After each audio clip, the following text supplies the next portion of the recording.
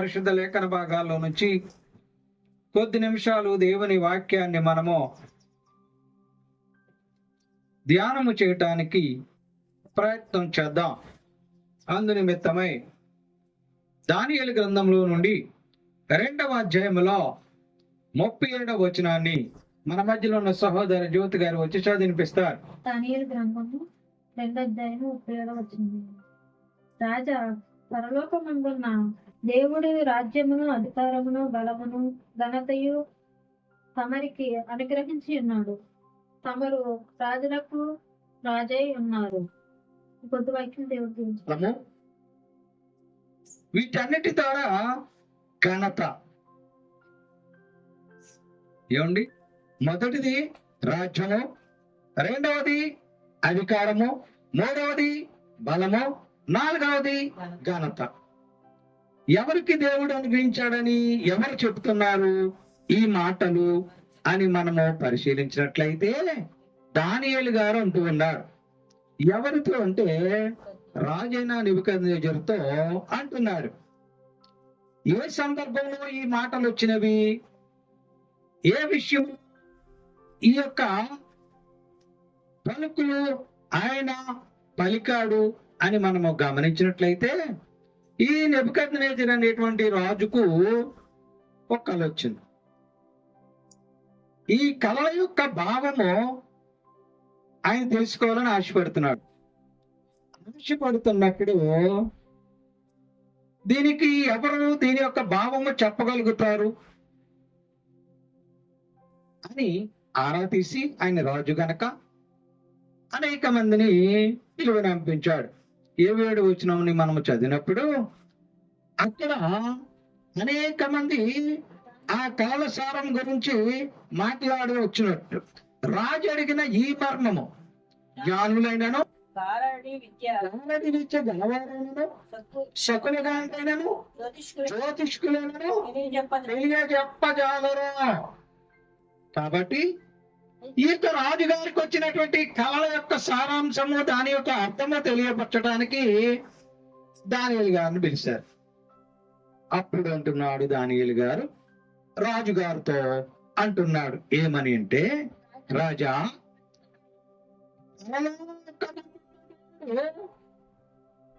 మీకు రాజ్యము, అధికారము, బలము, ఘనత దేవుడు మీకు అనుగ్రహించాడు. ఇప్పుడు ఈ 4 విషయాల్లో ఆఖరిది 4వది ఘనత. ఆ ఘనత గురించి మనము కొద్ది నిమిషాలు ధ్యానము చేద్దాం. ఘనత ఏమిటండి? ఘనత. ఇప్పుడు ఈ ఘనత మరి రాజుగారికి దేవుడు ఏమి ఇచ్చాడండి? రాజ్యం ఇచ్చాడు, అధికారం ఇచ్చాడు, ఏమిచ్చాడు? బలం ఇచ్చాడు, ఘనత ఇచ్చాడు. మరి ఆ కళల సారాంశం ఆయనే చెప్పుకోవచ్చు కదా, ఆయనే తెలుసుకోవచ్చు కదా. కానీ ఆ కళల యొక్క భావము చెప్పే ఘనత ఎవరికి ఇచ్చారంటే దానియేలు గారికి ఇచ్చారు. అందుచేతనే దానియేలు గారు వచ్చి ఆ కళల సారము గురించి మాట్లాడటానికి ఆయన్ను పిలిపించారు. 4 విషయాల్లో 4వది చివరిది ఘనత. పరిస్థితిని మార్చుమయా, నా స్థితిని గమనించుమయా, యేసయ్య నా పరిస్థితిని మార్చుమయా, గగనతలముపై నుండి గమనించుమయా, ఘనతకు పాత్రుడుగా నన్ను చేయుమయా, గగనతలముపై నుండి గమనించుమయా, ఘనతకు పాత్రుడుగా నన్ను చేయుమయా, నా స్థితిని గమనించుమయా.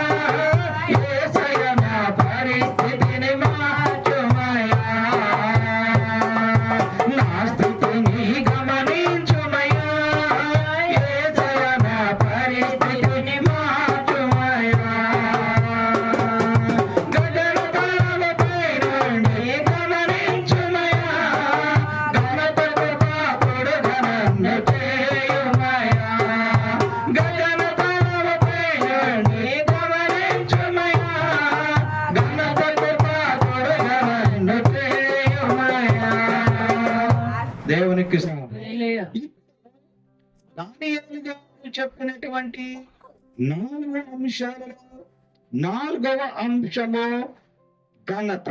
ఈ ఘనత గురించి మనము పరిశీలన చేద్దాం. లేఖన భాగాల్లో నుంచి ఈ ఘనత గురించి దేవుని వాక్యము ఏమి తెలియపరుస్తూ ఉన్నదో పరిశీలన చేద్దాం. ప్రియులారా, అసలు ఈ ఘనత అంటే ఏమిటి? ఎంత ఘనత వచ్చిందండి ఆయనకు, ఎంత ఘనత సంపాదించుకుందండి ఆమె ఉంటారు. అంటే ఘనత అంటే ఏమిటి? ప్రియులారా, ఆలోచించండి. ఏమి ఘనత? ఏమి వస్తే ఘనత? ఏమి ఉంటే ఘనత? ప్రియులారా, పరిశీలన చేయవలసిన వారిగా ఉన్నాం. దేవుని వాక్యములో నుంచి, ప్రసంగి గ్రంథంలో నుండి 6వ అధ్యాయములో 2వ వచనములో ఒక మాట మనకి కనిపిస్తూ ఉన్నది. ఏమిటి ఆ మాట అంటే, దేవుడంట ఒకనికి, ఈ మనుష్యులకు దేవుడు, ప్రసంగి గ్రంథము 6వ అధ్యాయము 2వ వచనాన్ని చదువుదాం. ఏమనగా, దేవుడు ఒకనికి ధన ధాన్య సమృద్ధిని ఘనతను అనుగ్రహించును. ఏమిటి? ధన ధాన్య సమృద్ధి. అవి ఉంటే ఘనత వచ్చేస్తుందా? ప్రియులారా, ఆలోచించుదాం. క్రింది భాగంలో దాని గురించి వివరణ పరిశీలన చేద్దాం. మరి ఈ ఘనత ఏమిటి? దేవుడు ఒకనికి ధనధాన్య సమృద్ధిని మరి ఘనతను అనుగ్రహిస్తాడు అని రాయబడి ఉన్నది. అయితే ఈ ఘనత గురించి మనము ఆలోచించుదాం. ఈ ఘనత గురించి మనము పరిశీలన చేద్దాం. అసలు మనుషులకు ఘనత ఎలా వస్తుంది? ఈ లోకంలో నివసించే మనుషులకు ఘనత కావాలి కదా. నిజమే, దానియేలు గారికి దేవుడు ఎంతో ఘనత ఇచ్చాడు. ఏమిటి? ఎంతో మంది శాస్త్రులు, ఎంతో మంది అక్కడ మనము గమనించినప్పుడు అనేక మందిని మనము పరిశీలన చేస్తే అనేక మంది అక్కడ కనిపిస్తున్నారు. ఎవరు? జ్ఞానులు, గారడి చేసేవారు, గారడి విద్య గలవారు, శకునగాండ్రు, జ్యోతిష్యులు. ఎవరు చెప్పలేకపోయారు ఆ కళల యొక్క సారాంశాన్ని. కానీ ఆ కళల సారాంశము చెప్పేటంటే దానియేలు గారికి అనుగ్రహించాడు. అందుని బట్టి 30వ వచనంలో ఏమంటాడంటే, దానియేలు గారు, అయ్యా నేను చదవండి, ఇతర మనుషులందరికంటే నాకు విశేషమైన జ్ఞానం ఉంది కాదు, కానీ ఈ మర్మము ఈ బయలుపరచబడలేదు. నాకున్నటువంటి జ్ఞానాన్ని బట్టి నాకు విశేషమైన మర్మం రాజులకు దాని భావమును తెలియచేయ నిమిత్తము తమరి మనసు యొక్క ఆలోచనలు తెలుసుకుంటానికి నిమిత్తము ఇది బయలుపరచబడింది. అంతేగాని నాకున్న జ్ఞానాన్ని బట్టి కాదు, దేవుడు నాకు ఇచ్చినటువంటి ఆలోచన బట్టి మీకు ఆ భావం చెప్పాలి కనుక ఈ భావాన్ని నేను చెబుతూ ఉన్నాను అంటున్నాడు. అదే మనమైతే, ఈ మానవులైతే, ఈ మనుషులు ఏమంటారంటే, నేనే గొప్పవాడిని, నేను చాలా గొప్పవాడిని. ఎందుకు తెలుసా? రాజు గారికి నేను కళ యొక్క భావం చెప్పాను. రాజ్యం ఉంది, అధికారం ఉంది, అలాంటి ఆయనకి నేను కళ యొక్క భావం చెప్పానని మనమైతే ఎదురు దిగేవాళ్ళమేమో. ఆయనైతే అలా అనలే. నాకున్న జ్ఞానాన్ని బట్టి కాదయ్యా, అందరికంటే నాకు ఇక్కడ జ్ఞానం ఉంది అనుకుంటున్నారా? కాదు. దేవుడు ఇచ్చినటువంటి ఆలోచన బట్టి నీకు ఆ భావం చెప్పాల్సి ఉన్నది గనక దేవుడు నన్ను వాడుకున్నాడు, దేవుడు నన్ను వినియోగించుకున్నాడు అని చెబుతూ ఉన్నాడు. కానీ మనమైతే ఎలా మాట్లాడతామో పరిశీలన చేసుకోండి. 2-3 లక్షల ఇన్కము రాగానే, చేతిలో డబ్బులు కనపడగానే మనకి కళ్ళు నెత్తికెక్కి విర్రవీగితో మాట్లాడతాం. మరి అంతటి అధికారం ఉన్నాయన చూడండి. ఒక ప్రధానమంత్రి గారు, ఒక ముఖ్యమంత్రి గారు నీ ఇంటికి వచ్చి, అమ్మా నువ్వు ఎలాగున్నావు, ఎందుకో ఈ రాత్రి దేవుడు నాకు దర్శనంలో కనపడి నిన్ను పలకరించని చెప్పాడు అని నీ ఇంటికి వచ్చి ఆ ప్రధానమంత్రి గారు ముఖ్యమంత్రి గారు మాట్లాడితే నువ్వేం చెప్తావు అందరికి?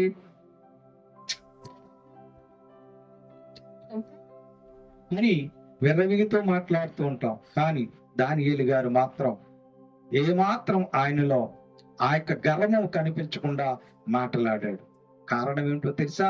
దేవుడు ఆయనకి ఇచ్చినటువంటి తలాంతును బట్టి, దేవుడు ఆయనకు అనుగ్రహించినటువంటి కృపను బట్టి ఆయన ఆ యొక్క నెబుకద్నెజరు రాజుకి కళల యొక్క సారాంశాన్ని ఆ యొక్క భావాన్ని తెలియపరిచాడు. మరి అట్టి ఘనత దానియేలు గారికి దేవుడు ఇచ్చినటువంటి ఘనత నీకుందా? ఆ ఘనత నీకు ఎప్పుడన్నా చూసావా? మరి ఘనత నీకు కావాలి అనంటే, ఘనత నీవు అనుభవించాలి అనంటే అసలు ఆ ఘనత నీకు ఎలా వస్తుందో తెలుసుకోవాలి. చూడండి, లేఖన భాగాల్లోంచి మనం పరిశీలన చేద్దాం. దేవుని వాక్యంలోంచి పరిశీలన చేద్దాం. చూడండి, సామెతల గ్రంథంలో 22వ అధ్యాయంలో 4వ వచనాన్ని మనం చదువుదాం.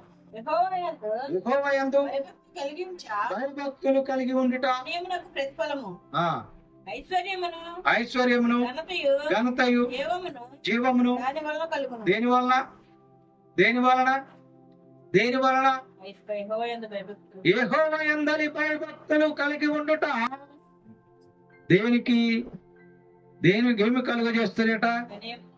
చూడండి, యెహోవా యందలి భయభక్తులు కలిగి ఉండుట వినయమును ఐశ్వర్యమును జీవమును దాని వలన కలుగును. దేని వలన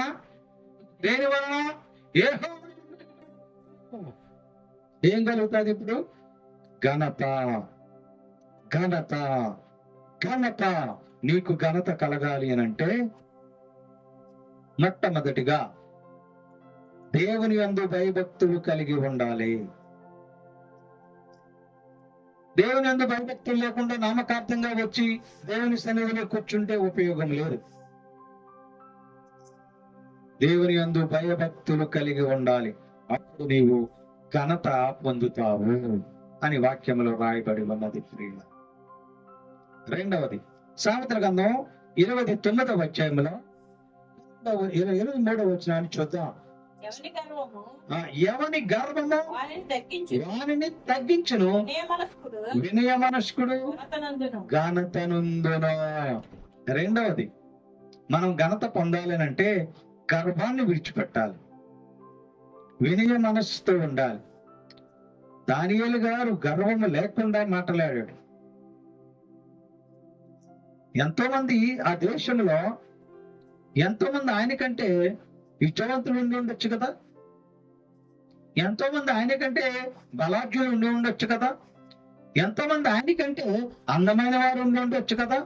కానీ దేవుడు దానియేలు గారి ద్వారా ఆ నెబుకద్నెజరు యొక్క కళల యొక్క సారాంశాన్ని తెలియపరిచినప్పుడు ఆయన తనను తాను తగ్గించుకున్నాడు. నాకున్న జ్ఞానం వల్ల కాదు అని. మరి మనము వినయ మనసు కలిగి ఉన్నామా? వినయంతో ఉన్నామా? తగ్గించుకు జీవిస్తున్నామా? లేకపోతే నాకు బలం ఉన్నదని, నాకు బలగం ఉన్నదని, నాకు అందం ఉన్నదని, నాకు ఆస్తి ఉన్నదని విర్రవీగుతూ బతుకుతున్నామా? అందుకే వాక్యం చెప్తుంది, గర్వస్తులు ఏమనుంది ఎవని గర్వము వానిని తగ్గించును, వినయ మనస్కుడు ఘనతనందును. రెండవది, ఘనతను నీవు పొందుకోవాలంటే నీవు వినయముగా బ్రతకాలి, వినయంగా జీవించాలి. ప్రియులారా, ఆలోచన చేయండి. రెండవది. మూడవది కూడా మనం గమనించినట్లయితే రోమా పత్రికలో నుంచి 2వ అధ్యాయంలో వచనములో మూడవది మనకి అగుపరుచు ఉన్నది. ఏమిటంటే, నీవు ఘనత పొందాలి అంటే, నీ జీవితంలో ఘనతను నీవు చూడాలి అంటే, నీ బ్రతుకు ఘనతగా ఉండాలి అంటే ఏమి చేయాలని రాయబడింది? సత్క్రియలు చేయు ప్రతి వారికి మొదట గ్రీసు దేశస్తులకు కూడా మహిమయు ఘనతయు సమాధానము ఏం కలుగుతుంది? ఇప్పుడు సత్క్రియలు చేయువానికి ఘనత కలుగును. సత్క్రియ అంటే మంచి, క్రియ అంటే పని. మంచి పని చేయువానికి మేలు కలుగుతుందట, ఘనత వస్తుందట. మరి మనము మంచి పని చేసేవారిగా ఉన్నామా? మంచి పని చేయగలుగుతున్నామా? చేతనైనంత మట్టుకు మనము చేయగలిగినటువంటి మంచి పని కూడా చేయటానికి ఇష్టపడటం లేదు. మంచి పని చేయడానికి మేలు ఏం కలుగుతుంది? ఘనత కలుగును. మరి మంచి పని చేయటానికి ఇష్టపడుతున్నారా? మంచి పని చేయటానికి ఆశపడుతూ ఉన్నారా? ఆలోచన చేయండి. వాక్యాన్ని శ్రద్ధగా వినండి. వాక్యాన్ని నిద్రపోతూ వినకూడదు. వింటున్నారా? సత్క్రియలు చేయడానికి ఏం కలుగుతుందట? ఘనత కలుగును. నాలుగవది సామెతల గ్రంథం 20వ అధ్యాయంలో 3వ వచనంలో. 4వది సామెతల గ్రంథంలో 20వ అధ్యాయంలో 3వ వచనంలో. కలహమునకు ఉండుట నరులకు ఘనత. ఇది 4వదండి. అంటే ప్రతి విషయానికి తవలో కొట్టేసుకుని గొడవలకు వెళ్ళకూడదు. పల్లెటూరులో చెప్తారు కదా, తవలో కొట్టేసుకుని ప్రతిదానికి గొడవలకు వెళ్ళిపోతారు అని. అదొక సామెత, మోటు సామెత. అంటే ఏమిటి? చిన్నదానికి ప్రతిదానికి గొడవలకు వెళ్ళిపోవటమే. భార్య భర్తల మాట అనుకుంటే వారి మధ్యలో ఈమె గొడవలు. రోడ్డు వెంబడి ఏదన్నా చిన్న తగాదా వస్తే ఆ గొడవలో ఈమె ఉంటాం. ఇలా ప్రతి విషయంలో కూడా గొడవలకు వెళ్ళిపోయి ఘర్షణలకు వెళ్ళిపోవటం వల్ల నీకున్న పరువు పోతుంది, నీ మీద ఉన్నటువంటి గుడ్లు పోతుంది, నీ మీద ఎక్కువగా విమర్శలు వస్తూ ఉంటాయి. అందుచేత కలహములకు దూరముగా ఉండుట నరులకు ఘనత. ఎప్పుడైతే గొడవలకు దూరంగా ఉంటారో అప్పుడు మనిషికి ఘనత వస్తారు. అంతే తప్ప ప్రతిదానికి ప్రతి వాళ్ళతో గొడవలు పడుతూ ఉంటే వారిని ఏమంటారో మనకు తెలుసు కదా. కాబట్టి ఆలోచించండి. నీవు ఘనత పొందాలేనంటే 4వది కలహములకు దూరముగా ఉండాలి. 5వది కూడా చూద్దాం. సామెతల గ్రంథం 13వ అధ్యాయంలో 18వ వచనాన్ని చదువుకుందాం. చదవండి. శిక్షను ఉపేక్షించువానికి అవమాన దరిద్రతలు ప్రాప్తించును, గద్దింపును లక్ష్యపెట్టువాడు ఘనతనందును. ఏమిటండి గద్దింపు? అయ్యా మీరు ఇలాగ చేయకూడదు, ఇది తప్పు. బాబు నువ్వు ఇలా చేయకూడదు, ఇది తప్పు. ఓ సహోదరి ఇది చేయకూడదు, ఇది తప్పు. ఓ నా బిడ్డ ఇది తెలివిగా చేస్తున్నావేమో, ఇది తప్పు, ఇక చెయ్యకూడదు అని గద్దించినప్పుడు ఎవరైతే వింటారో, ఎవరైతే ఆ గద్దింపును లక్ష్య పెడతారో వారు ఘనత నొందుతారట. ఒకవేళ ఆ గద్దింపును వినలేదనుకోండి, అవమానాలు తెచ్చుకుంటారు. ఆ గద్దింపును పట్టించుకోలేదనుకోండి, విమర్శలు మూటగట్టుకుంటారు. ఆ గద్దెంపును పట్టించుకోకుండా ఇష్టానుసారంగా వెళుతున్నారనుకోండి, మన మీద బురద జల్లించుకుంటాం. కావున ప్రియులారా ఆలోచించండి. నీవు ఘనత పొందాలంటే 5 విషయాలు అక్కడ కనిపిస్తున్నవి.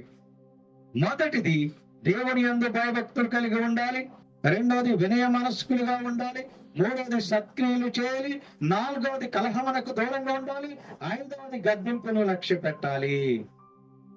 ఈ 5 చేసినప్పుడు నీకు ఘనత లభిస్తారు. నీవు గనుడుగా ఉంటావు, నిన్నందరూ మెచ్చుకుంటారు, నిన్నందరూ కూడా గౌరవంగా చూస్తారు. నీవు అలా లేకుండా నీ ఇష్టలవిడిగా ఇష్టానుసారంగా జీవిస్తే నిన్నెవరైనా గౌరవిస్తారు? నిన్నెవరైనా ప్రేమగా చూస్తారు? పైకి నవ్వుతూ మాట్లాడొచ్చు, వెనక తిట్టుకోవచ్చు. కావున ఈ మనుష్యులు ఘనతను ఉండటానికి ఈ 5 పనులు చేయాలి. ఏమి చేయాలి? దేవుని యందు భయభక్తులు కలిగి ఉండాలి. వినయ మనస్కులు కలిగి ఉండాలి, సత్క్రియలు చేయాలి, కలహాలకు దూరంగా ఉండాలి, గద్దింపునకు లక్ష్య పెట్టాలి. ఒకవేళ అట్టి రీతిగా నీవు బ్రతికితే, అట్టి రీతిగా నీవు జీవిస్తే నీవేం చేస్తావంటే దేవుని వాక్యములో సెలవిచ్చిన రీతిగా నీవు ఆ యొక్క మరి ఘనతను స్వతంత్రించుకుంటావు అని రాయబడి ఉంది. సామెతల గ్రంథములో 3వ అధ్యాయం 35వ వచనంలో చెప్పబడుతున్నది, జ్ఞానులంట జ్ఞానులు ఘనతను స్వతంత్రించుకుందురు అని రాయబడి ఉంది. అంటే స్వతంత్రించుకుంటాం అంటే ఏమిటి? ఇప్పుడు బ్రిటిష్ వారు మన దేశాన్ని పరిపాలించినప్పుడు వారు మన మీద చేస్తున్నటువంటి అకృత్యాలు, అరాచకాల వల్ల భారతీయ ప్రజలందరూ కూడా అలనాడున్నటువంటి దేశ నాయకులందరూ కూడా ఉద్యమం చేసి ఆ స్వతంత్ర ఉద్యమంలో ప్రాణాలు పోగొట్టుకుని మనకి స్వతంత్రాన్ని తెచ్చిపెట్టారు. అంటే ఏమిటి ఇప్పుడు? అంటే ఆ యొక్క దాడుల నుంచి, ఆ వేధింపుల నుంచి, ఆ యొక్క కష్టాల నుంచి, ఆ యొక్క నష్టాల నుంచి మనలను విముక్తి చేశారు ఈ స్వాతంత్రం తేవడం వలన. మరి ఇప్పుడు మనం ఏమి చేస్తున్నాం? ఈ భారతదేశంలో స్వేచ్ఛాన్ని పెంచుకుని బతుకుతూ ఉన్నాం. మరి ఈ భారతదేశంలో నివసించే ప్రజలు ఘనత పొందనవసరం లేదా? ఘనత అవసరం లేదా? ఘనత కావాలి. ఎవరైతే దేవుని ఎందుకు భక్తులు కలిగిన వారిగా ఉంటారో ఘనత పొందుతారు. ఈ ఘనతను స్వతంత్రించుకుంటారంటే నిరంతరము ఆ ఘనతను కొనసాగించుకుంటూ ఉంటారు. 1947 సంవత్సరం ఆగస్టు 17వ తేదీన వచ్చిన స్వాతంత్ర్యం ఇప్పటికీ మనం అనుభవిస్తున్నాం కదా. అలాగనే నువ్వు ఎప్పుడైతే వేరే మనుషులుగా జీవిస్తావో, నీవు సత్యం చేస్తావో, నీవు కలహమునకు దూరంగా ఉంటావో, నీవు ఘనత ఆ ఘనత నిరంతరము కొనసాగుతూ స్వతంత్రించుకుంటావు. ఘనతను పొందిన వారు. రెండవది 149వ కీర్తనలో 5వ వచనంలో చెప్పబడుతున్న మాట ఏమిటంటే, నీవు ఈ ఘనత పొందినటువంటి నీవు, ఈ ఘనతను అనుభవిస్తున్న నీవు ఎలా ఉంటావంటే ప్రహర్షించుదు. ప్రహర్షించుదురుగాక అంటే సంతోషంగా ఉండుగాక, ఆనందంగా ఉండుగాక. ఎవరు? ఘనత నొందిన వారు. ఘనత లేకోకుండా ఎప్పుడు అవమానాలు పొందుతుంటే, ఎప్పుడు అగౌరవంతో నీవు జీవిస్తూ ఉంటే, ఎప్పుడు చేతులతో నీవు బ్రతుకుతూ ఉంటే నీ జీవితంలో సంతోషం ఉంటుందా? నీ బ్రతుకులో ఆనందం ఉంటుందా? ప్రియులారా, ఆలోచించండి. ప్రియ సంగమా, గమనించండి.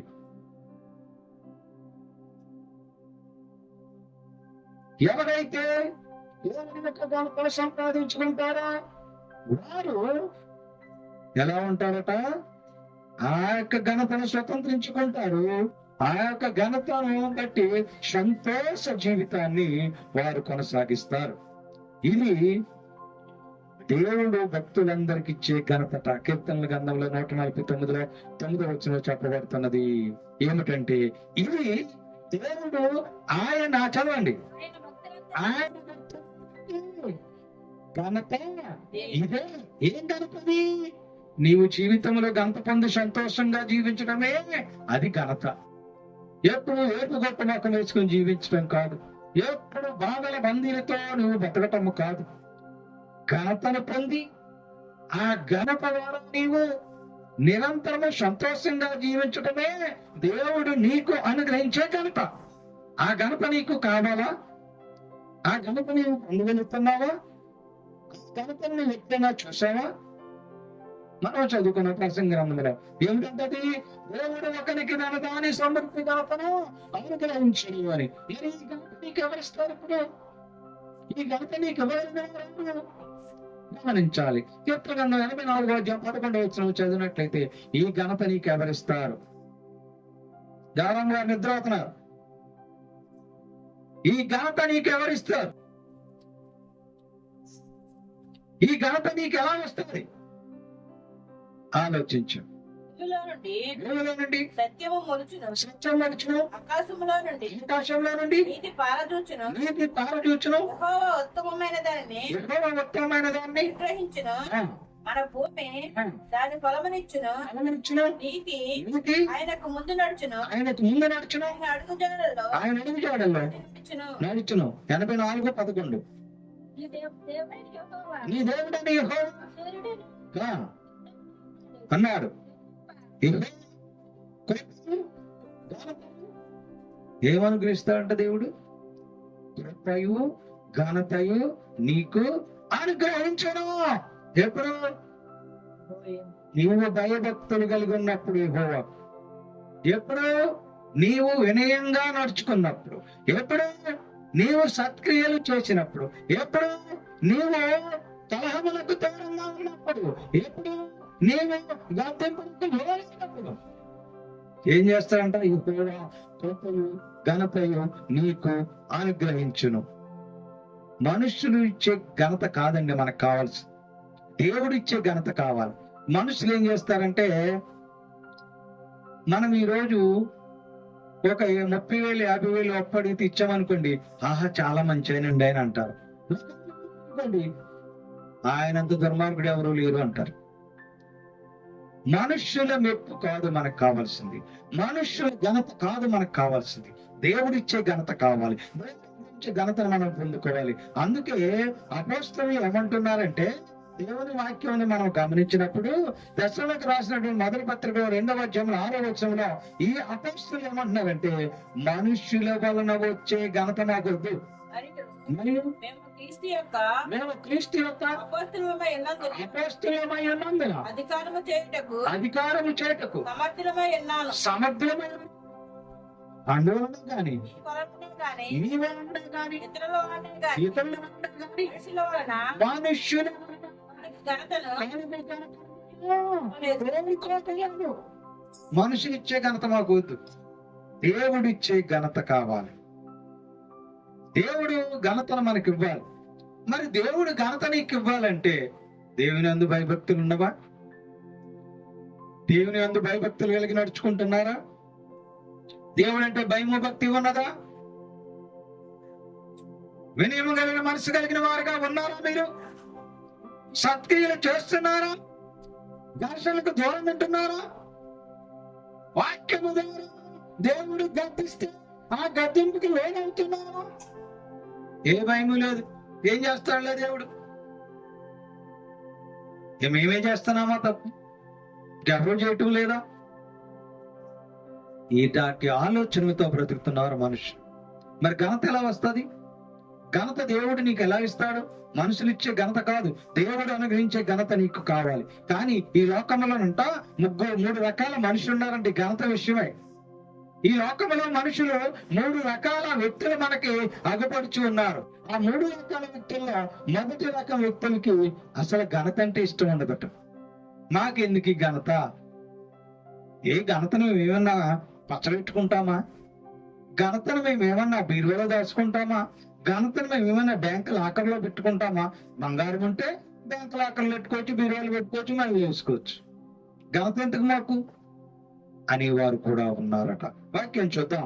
చూడండి, సామెత గ్రంథం 26వ అధ్యాయం 1వ వచనంలో ఆ మాట మనకు కనిపిస్తూ ఉన్నది. ఎండాకాలమునకు మంచు గిట్టదు, కోతకాలమునకు ఏం గిట్టదండి? వర్షం గిట్టదు.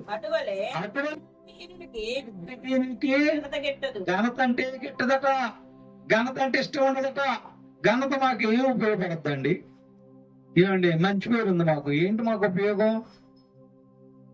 మేము చెడ్డవారైనప్పటికీ మాకు కోట్లుంటే, మేము చెడ్డవారైనప్పటికీ కేజీలకి బంగారం ఉంటే, అది కదా మాకు ఘనత. మంచి పేరు ఎవరికి కావాలి?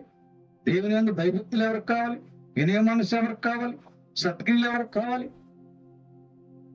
ప్రియులారా, ఆలోచించండి. మొదటి రకం వ్యక్తులంట ఈ ఘనత అంటే ఇష్టపడని వారు, ఘనత మాకు అక్కర్లేదు అనుకునేవారు. 2వ రకం మనుషుని చూద్దాం. పేతురు గారు రాసినటువంటి ఆ మొదటి పుస్తకంలో నుంచి, ఆ పత్రికలో నుంచి 1వ అధ్యాయంలో 7వ వచనంలో 2వ రకం వ్యక్తులు మనకు కనిపిస్తున్నారు. వాళ్ళు ఏంటంటే, మేము ఎప్పుడు ఇలాగే ఉంటున్నాం, దేవుడు మాకు ఘనత ఇవ్వటం లేదు, అనుకుంటున్నారట.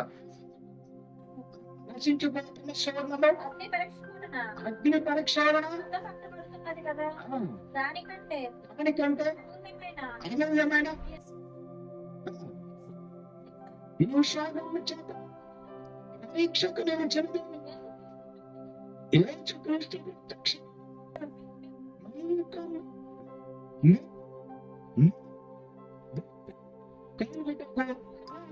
ఏముంటో తెలుసా?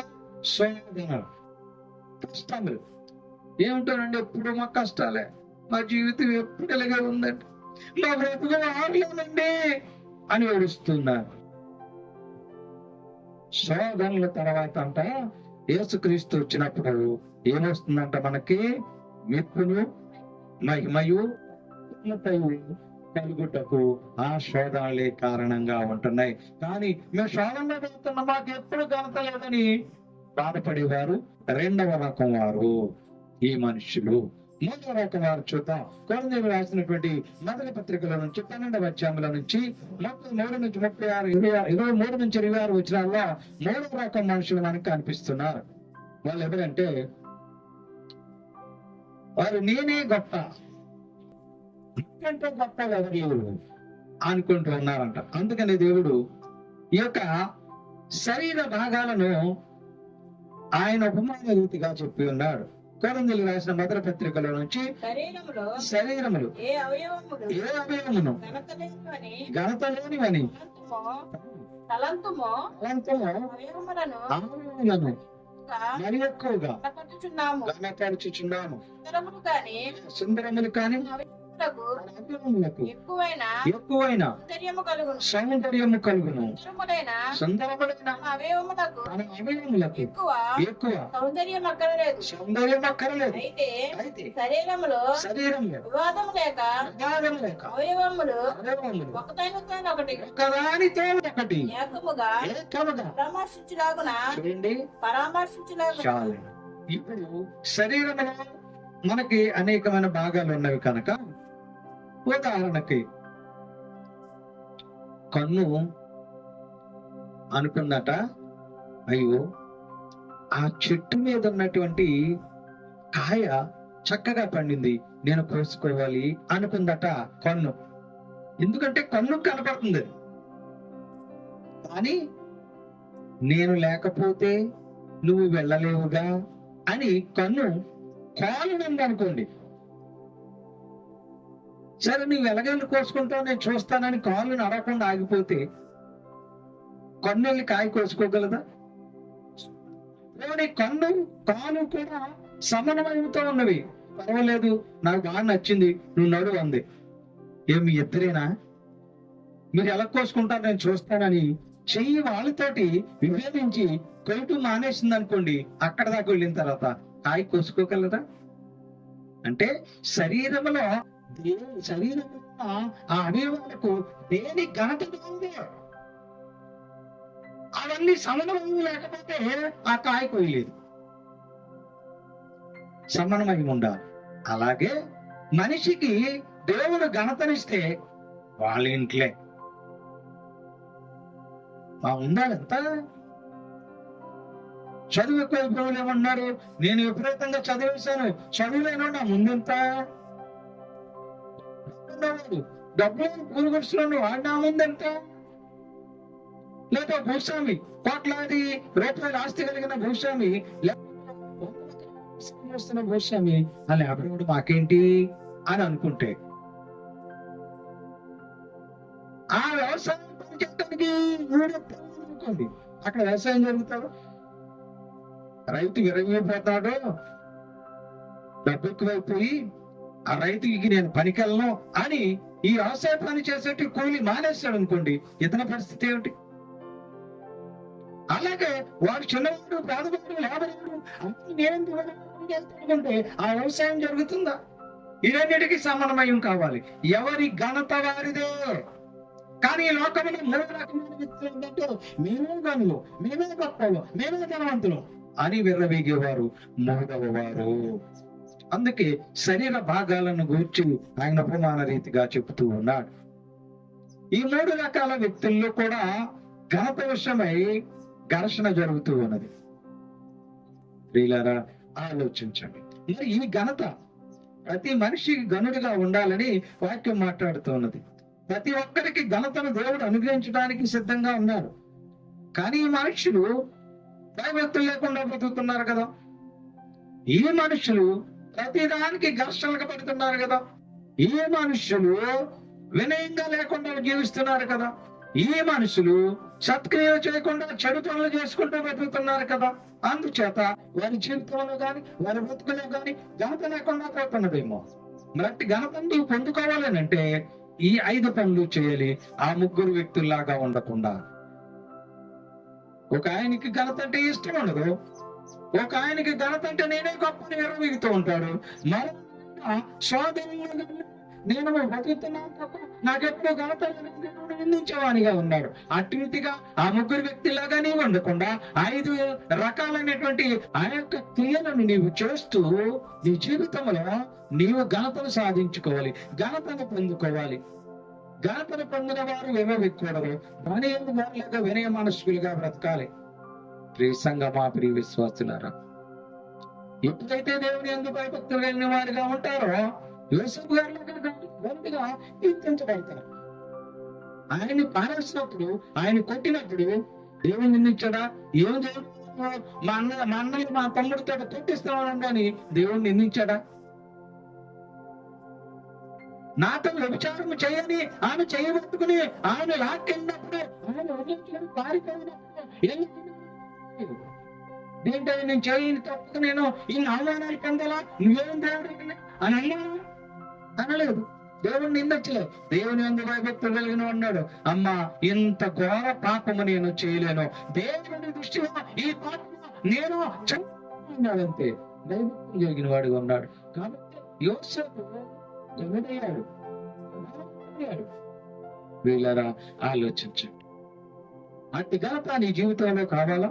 అట్టి ఘనత నీవు పొందుకోవాలనుకుంటే ఇటు రీతిగా దేవుని యందు భయభక్తులుగా జీవించు, వినయ మనసులుగా బ్రతుకు, కలహములకు దూరంగా ఉండు, సత్క్రియలు చేస్తూ బ్రతుకు, దేవుని వాక్యపు గర్భింపుకు లోబడి జీవించు.